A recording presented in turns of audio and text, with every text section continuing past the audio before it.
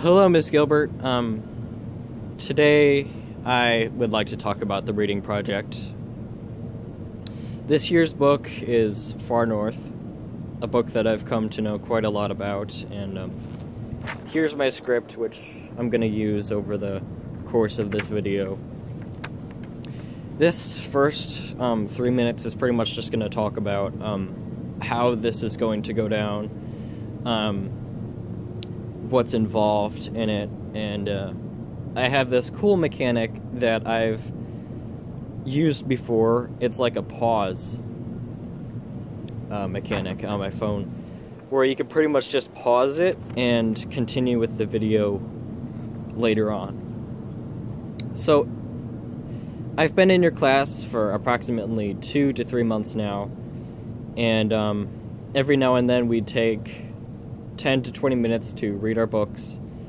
My book was Far North, and that's what I'm gonna do my project on. That was it, though, and I wasn't allowed to bring my book home, so I'm sorry about the lack of insight. And I also checked into the library, and they didn't have any copies. I couldn't go to the public library either because we had our cousins come over on the weekend, and we went out of town on Tuesday. There was a lot of stuff happening in my drama club. They had a drama club meeting, and I pretty much had to skip out on that to do this and everything else. I imagined that I would be able to read enough of the book in the time that was given to me, like, over the past few months, but I've only really been able to read, like, almost up to 80 pages. But here we are, and this is what I have to tell you.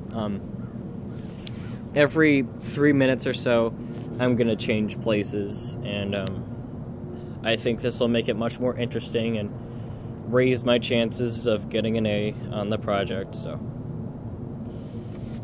that's what I'm going to try to do. Even though it's cold out, you know, I have to do what I have to do. So, you know, just sit back, relax, and enjoy watching me prance around my house, you know, just to see how interesting the yard around my house is. So,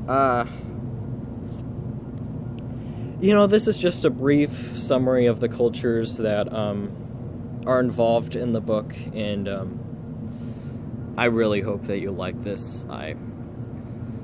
My very grade is hanging on to this project right now. Goodbye for now. Okay, here we are. The cultures involved in the book are pretty simple once you get the idea of it. It's a farming community. In the very beginning of the book, she talks about her old life, what it was like to live in Russia before everything went south. She walked to school, she had homemade soda, and she worked on a farm. Pretty simple life overall. I don't really understand why she would do that. I mean, she talks about city life and how easy it is, and that she might like to do that. But, you know, she has to live in a farming community in Russia, so, you know, we can't always choose the life that we have to live. We have to live the way we have to live. So, they must have had a pretty good reason. Later on in the book, she talks about living in her old country and what it was like to leave.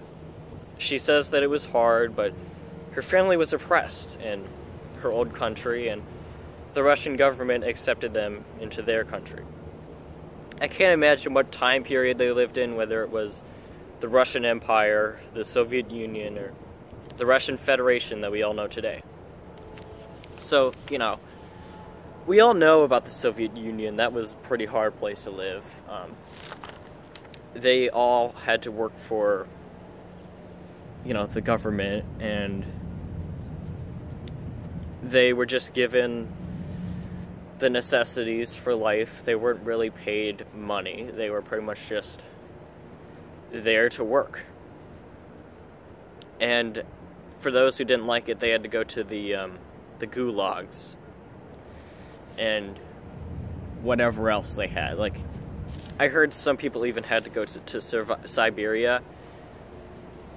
And when I hear about all these stories, I can't imagine why the American government would allow all of these things to happen to all of the Russian people. But it was their choice, and I wasn't there, so how would I know?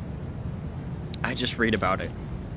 So, anyway, now that we're closing in on that 6-minute mark, I'd just like to say I'm really glad I got to do this, because I might not get another chance. I've never done this before, so this is really fun. I would like to do this again sometime.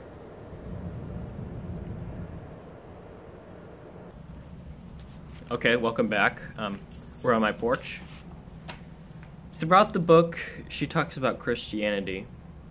We all know that the USSR was an atheist community. They didn't believe in God, which leads me to believe that there was a lot of conflict, which happened between them and the Russians. We have to remember that the only real reason why they let foreigners into their country was because they wanted to fill up the empty spaces in their country.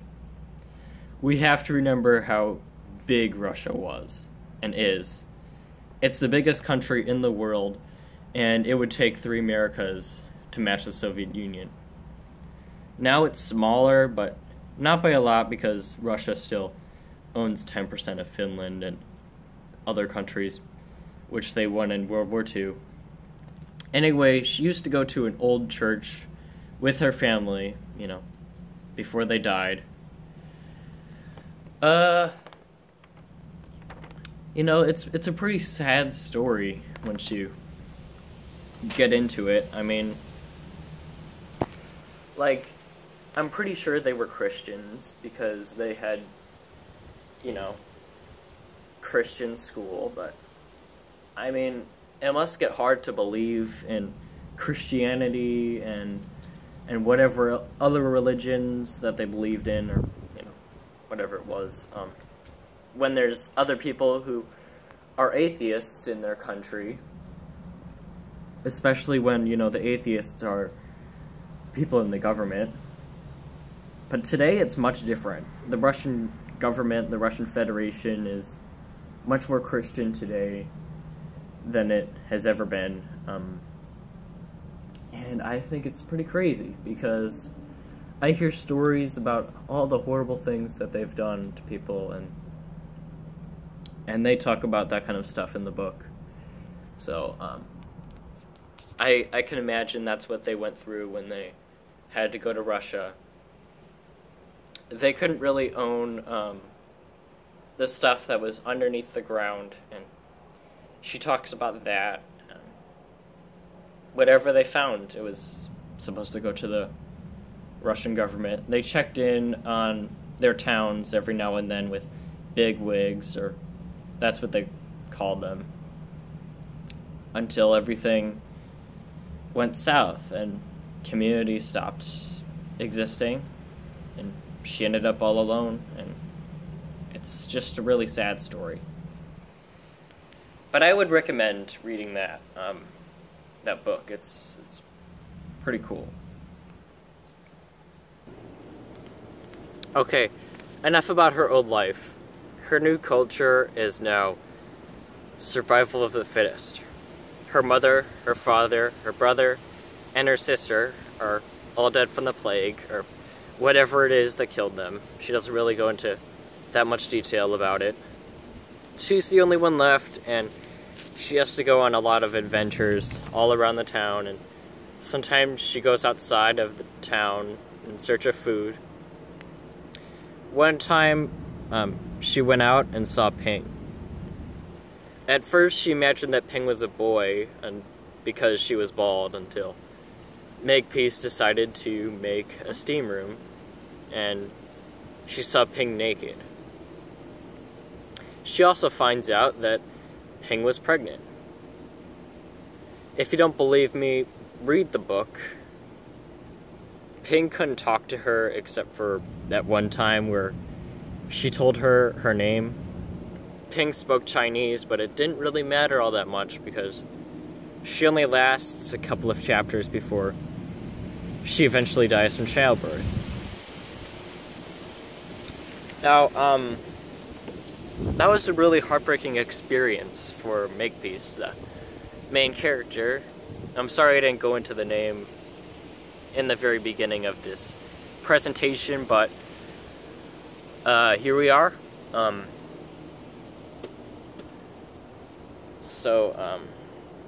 Yeah, she has to go on like a big vacation because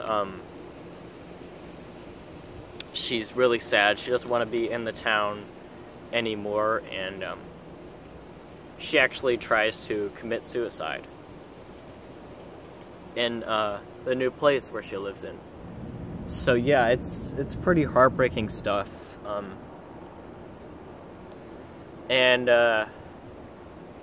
they don't really go into very much detail about it. This almost flew away. So yeah, it's really windy out here. It's so cold. So anyway, I hope that you enjoyed, most of this presentation so far, but this isn't it. There's still more that I've read, and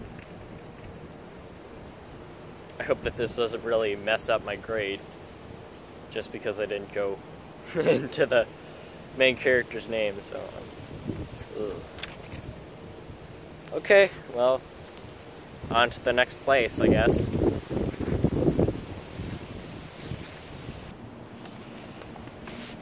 So,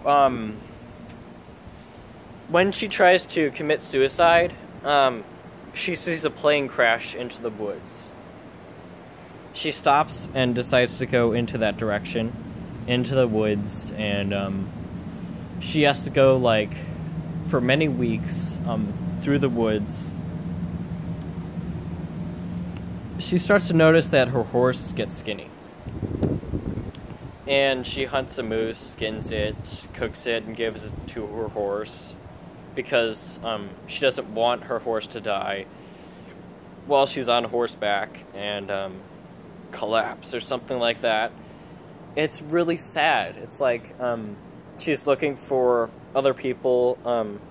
She's regained her hope for civilization, and I think that's like a real necessity for people, they have to have companionship and all that. We start to notice just how much she like everything to go back to normal because she's willing to go this far, to travel this far, to see other people. She's stranded in a world where she's almost all alone. Eventually, she comes across some travelers, and they take her back into civilization. This was, of course, after a confrontation happens, but this is where I left off, and I hope that you enjoyed my presentation so far.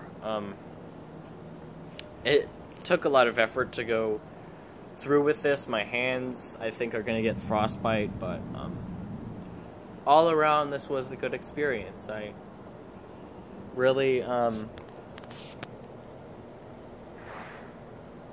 liked doing this.